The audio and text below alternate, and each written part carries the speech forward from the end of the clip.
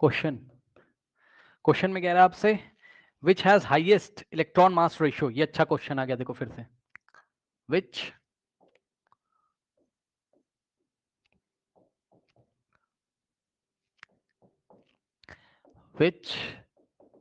Has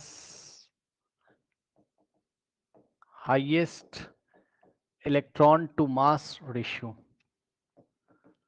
ठीक, अब देखिए यहां पर इस क्वेश्चन को करने के लिए मैं सिंबल आपको दे दे रहा हूं। ठीक,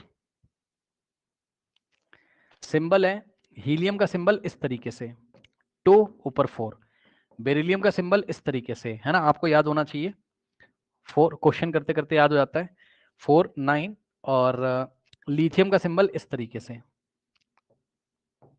ठीक, अब देखो जरा, पता है आप जो क्या नाम है रिलेटिव मास लेते हो ना, ये रहा वो रिलेटिव मास। यही क्या होता है, मास नंबर, इसी को बोलते हैं मास नंबर, इसी को बोलते हैं। ठीक, और ये होता है atomic number.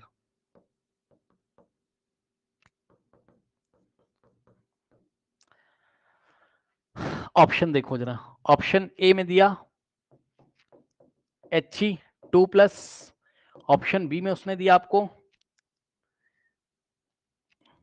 Lithium plus ion यानी कि Li+, ऑप्शन सी में दिया उसने आपको Be2+, और ऑप्शन डी में उसने दिया आपको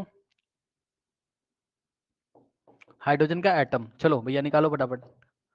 हीलियम 2+ आयन यानी कि अल्फा पार्टिकल है। ठीक, E/m रेशियो निकालना है। E/m, E का मतलब चार्ज, नीचे रखो मास, और रिलेटिव वैल्यूज रखिएगा, रिलेटिव वैल्यूज रखिएगा स्टूडेंट्स। ओके,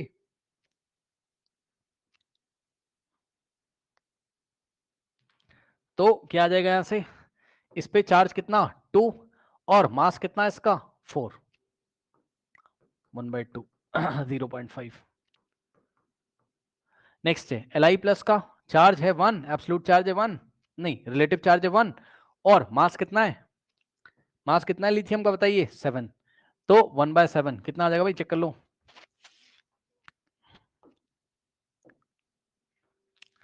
1/7 है ना, 0.14। अरे भाई 0.14। ठीक, Be2+ चार्ज है 2, और मास कितना है, मास है 9, 2/9 which is approximately equal to 0.2 के आसपास आएगा, चेक कर लेना। और यहां पर आएगा क्या, हाइड्रोजन का भैया चार्ज ही नहीं है, ये तो एटम है, न्यूट्रल है बेचारा, 0 है चार्ज, और मास है इसका 1। ठीक, क्योंकि हाइड्रोजन का सिंबल क्या होता है 1H1, तो मास क्या होगा 1।